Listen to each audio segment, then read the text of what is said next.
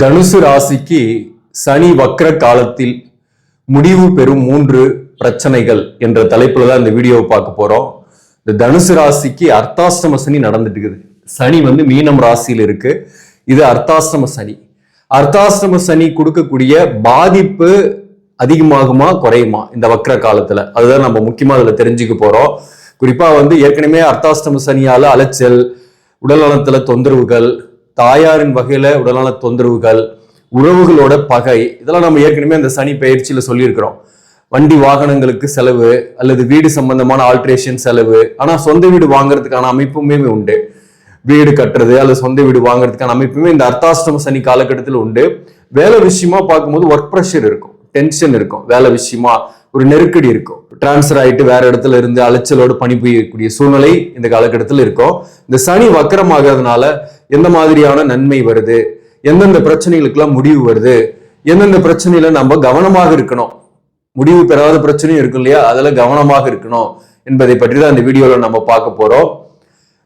வணக்கம், நான் உங்கள் ஆஸ்ட்ரோ பழனிசாமிகள். இந்த சேனலை பொறுத்தவரையிலும் சரியான கைடன்ஸும் சரியான ஜோதிட தகவல்களும் தரக்கூடிய சேனல். நீங்க விருப்பப்பட்டாக சப்ஸ்கிரைப் பண்ணி தொடர்ந்து பாருங்க. இந்த சனி வக்கரமாகிறது எப்போன்னாக்க ஜூலை மாதம் 26ஆம் தேதி வக்கரமாகுது. அப் டு டிசம்பர் 10ஆம் தேதி வரலும் வக்கர கதியில இருக்கும். டிசம்பர் 10ஆம் தேதி வக்கர நிவர்த்தி ஆகுது. ஆண்டுக்கு ஒரு 140 நாள் சனி வக்கர காலம்.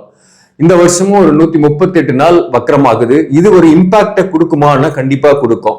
வக்கரம் அப்படின் போதே பின்னாடி கட்டத்துக்கு வர்றதுல அதே இடத்துல இருந்துதான் ரிவர்ஸ்ல நட்சத்திர பாதத்துல பின்னோக்கி வருது. அதே சமயத்துல அர்த்தாஷ்டம சனி இப்ப தனுசு ராசிக்கு நடந்துட்டு இருக்குது.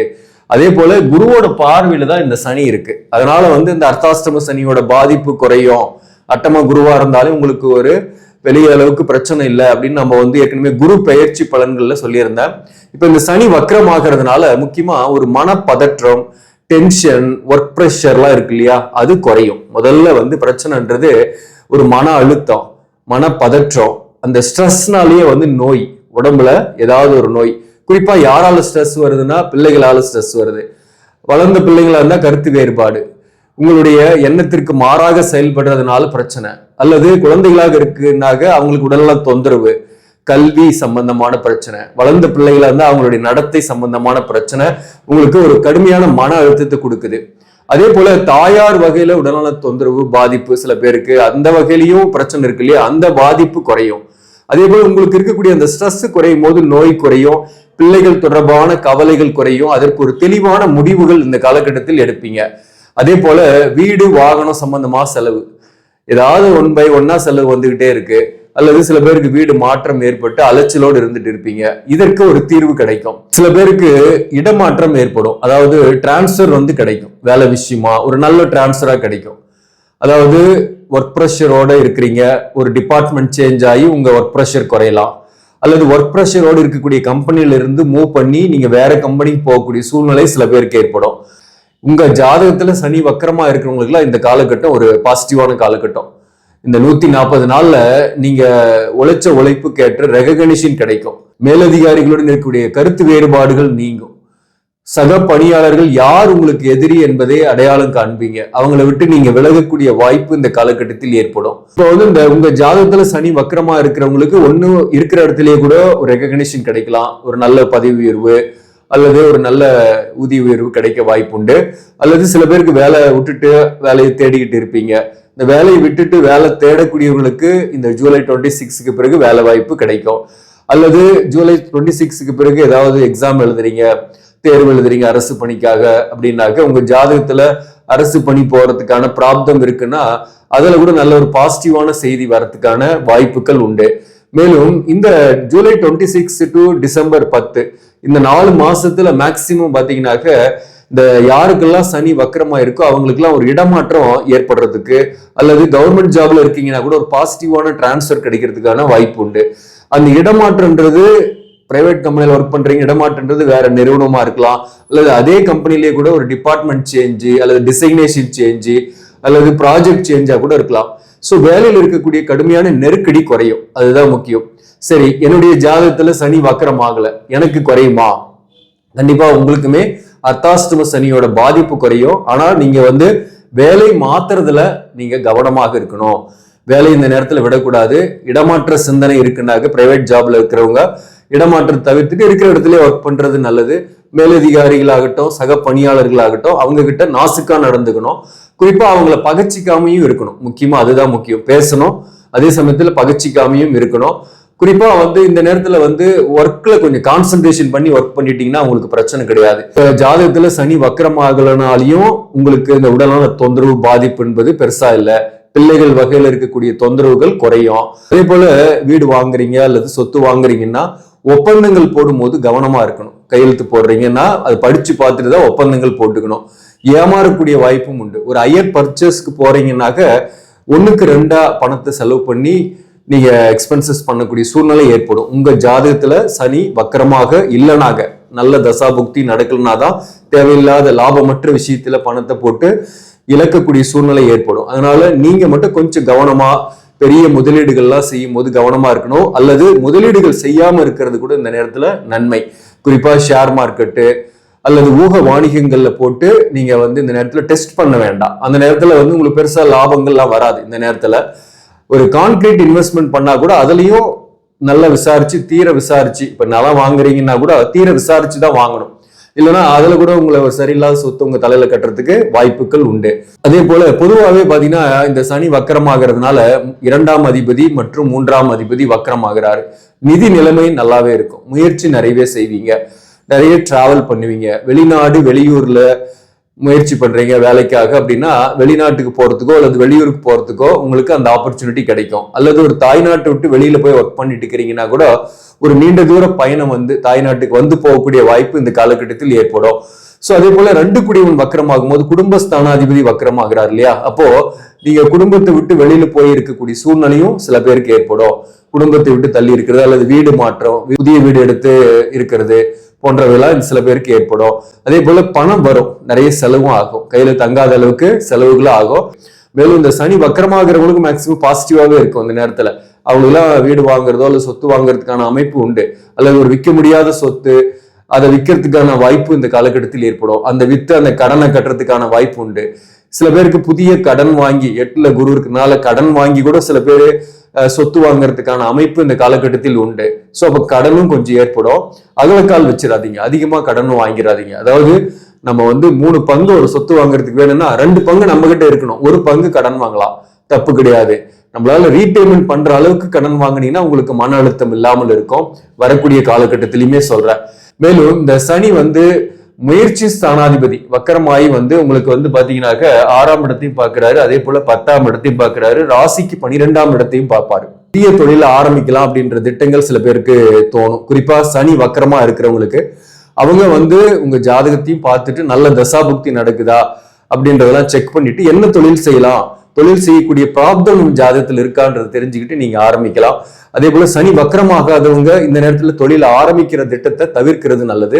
டிசம்பர் 10க்கு மேல நீங்க ஆரம்பிக்கிறது உங்களுக்கு நன்மையை கொடுக்கும். கணவன் மனைவி உறவு நிலை எப்படி இருக்கும் அப்படின்னாக்க கணவன் மனைவி உறவு நிலையில பெரிய அளவுக்கு கருத்து வேறுபாடு இல்லை. குறிப்பா வாழ்க்கை துணைவரின் உடலான தொந்தரவு பாதிப்பு அவற்றுக்காக நீங்க செலவு பண்றது இந்த மாதிரியான விஷயங்கள்லாம் இந்த காலகட்டத்தில் பெருசா இருக்காது. வாழ்க்கை துணைவர் வகையில விரயங்கள் இருக்காது, அந்யோன்யம் இருக்கும். அதே போல வாழ்க்கை துணைவரோடு சேர்ந்தே பயணங்கள் டிராவல் பண்ணக்கூடிய சூழ்நிலைகள் ஏற்படும். 2 பேருமே சேர்ந்து கூட சொத்து அல்லது வீடு கட்டக்கூடிய அமைப்பு இந்த காலகட்டத்தில் ஏற்படும். சோ அதனால கணவன் மனைவி உறவு நிலை சிறப்பாகவே இருக்கும். கணவன் மனைவி பிரிஞ்சு இருக்கிறவங்க எப்படி இருப்பாங்க அப்படின்னா குறிப்பா அந்த உறவு சிக்கல் தீரும். அதாவது தோஷம் இல்லாம பிரிஞ்சு இருக்கிறாங்க, தனித்து இருக்கிறாங்க அப்படின்னாக்க அவங்க பாத்தீங்கன்னா மீண்டும் ஒண்ணு சேர்ந்து வாழக்கூடிய சூழ்நிலையோ அல்லது ஏதோ ஒரு வகையில பிரிந்து போன உறவு அல்லது ஏதோ ஒரு வகையில இவங்க கிட்ட கோச்சிக்கிட்டு போன உறவு மீண்டும் பேசுறதுக்கோ ஒண்ணு சேரத்துக்கோ வாய்ப்புகள் உண்டு இந்த காலகட்டத்தை பொறுத்தவரையிலோ. ஆனா தோஷம் இருக்கு, ஜாதகப்படி தசாபுக்தியும் சரியில்லைனாக இந்த உறவு சிக்கல் தீரும். ஆனா உறவுகளால பெருசா தொல்லை இல்லாம இருக்கும். ஆனா தனியாவே இருக்கிற மாதிரி இருக்கும், தனிமையாவே இருக்கிற மாதிரி இருக்கும். பெருசா தொல்லை இல்லை, ஆனா சந்தோஷமும் இல்லை. லோன்லினஸ், ஒரு விரக்தி, அந்த மாதிரியும் சில பேருக்கு தனுசு ராசியில் பிறந்தவங்களுக்கு இருக்கு. அதே போல திருமணம் ஆகல, திருமணம் ஆகாம தனிமையாவே இருக்கிறது, காதல் இருந்து அந்த காதல் ஃபெயிலியர் ஆயிட்டு தனிமையா இருக்கக்கூடிய சூழ்நிலை சில பேருக்கு இருக்கு இல்லையா? அவங்களுக்கு திருமணத்திற்கான முயற்சி செய்றீங்கன்னா வரன் வரும். திருமண முயற்சிகள்லாம் கூட இந்த டிசம்பருக்குள்ள வாய்ப்பு இருக்கு. அது மேக்சிமம் உங்க ஜாதகத்துல சனி வக்கரமா இருக்குன்னா அந்த திருமண முயற்சி பெருசா சக்சஸ் ஆகிறதுக்கு சான்சஸ் இருக்கு. இந்த மனச்சோர்வு என்பது இந்த உறவுகளாலேயே நிறைய ஏற்பட்டிருக்கும். உறவுகளோட பகை, சில கருத்து வேறுபாடுகள் இருக்கு இல்லையா, அந்த உறவு பகை வந்து உங்களுக்கு குறையும். மேக்சிமம் இந்த அக்டோபருக்குள்ளேயே உங்களுக்கு வந்து இந்த உறவு பகை குறையும். அதே போல அதற்கு பிறகும் இந்த குருவோட அதிசார பயிற்சி உங்களுக்கு வந்து ராசிக்கு 9ஆம் பாவகத்துக்கு வந்துடுது. அந்த வகையில பயணங்கள், தொலைதூர பயணங்கள், அதிர்ஷ்ட வாய்ப்புகள், புத்திரபாக்கியம் இல்லாதவர்களுக்கு புத்திரபாக்கியம் கிடைக்கக்கூடியது, மருத்துவ ட்ரீட்மெண்ட் எடுத்துட்டு இருக்கிறவங்களுக்கும் புத்திரபாக்கியம் கிடைக்கக்கூடிய வாய்ப்பு, இதெல்லாமே இந்த காலகட்டத்தில் ஏற்படும்.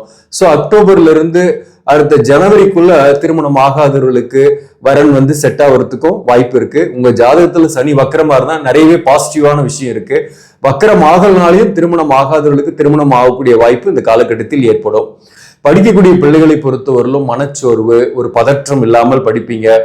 ஊர் விட்டு ஊர் போய் நீங்க விரும்பிய கோர்ஸ் சேர்ற மாதிரி இருக்கும். கொஞ்சம் ஆனா விரயம் பண்ணி செலவு பண்ணி தான் சேர்ற மாதிரி இருக்கும். அதே போல ஆரம்ப கல்வி படிக்கக்கூடிய மாணவர்களுமே வந்து நல்லாவே படிக்கக்கூடிய காலகட்டம் தான். உடல்நல பாதிப்பு எல்லாம் பெருசா இல்லாம கொஞ்சம் கல்வியில கான்சென்ட்ரேஷன் பண்ணக்கூடிய காலகட்டம் தான். இங்க வந்து பாத்தீங்கன்னாக்க மூலம் நட்சத்திரம் 4 பாதங்கள் இருக்கு. மூலம் நட்சத்திரத்தில் பிறந்தவர்களுக்கு திருமணம் ஆகாதவர்களுக்கு திருமணத்திற்கான வரன் வரும். சில பேருக்கு திருமணமே கூட செட் ஆகும். வாழ்க்கை துணையை இழந்து தனித்திருப்பவர்களுக்கு இந்த நேரத்தில் ஏதோ ஒரு துணை கிடைக்கும். எதிர்ப்பாளினருடைய நட்போ அல்லது அன்போ கிடைக்கக்கூடிய வாய்ப்பு உண்டு. சில பேருக்கு மறுமணம் ஆகக்கூடிய வாய்ப்பும் இந்த காலகட்டத்தில் உண்டு. மூலம் நட்சத்திரத்தில் பிறந்தவர்களுக்கு ஒன்னாவே இருக்கக்கூடிய கணவன் மனைவி உறவு நிலை பெரிய அளவுக்கு பாதிப்பு இல்லை, விரிசல்கள் இல்லை, ஓரளவுக்கு நல்ல தாம்பத்தியத்தோடு மகிழ்ச்சியோடு இருக்கக்கூடிய காலகட்டம். மூலம் நட்சத்திரத்தில் பிறந்தவர்களுக்கு வீடு, வாகனம், சொத்துக்கள் அமையக்கூடிய காலகட்டம், அல்லது வீடு கட்டுறதோ சொத்து வாங்குறதோ இந்த நேரத்துல ஏற்படும். வாழ்க்கை துணையுடன் சேர்ந்தே இதை செய்யக்கூடிய சூழ்நிலை சில பேருக்கு ஏற்படும்.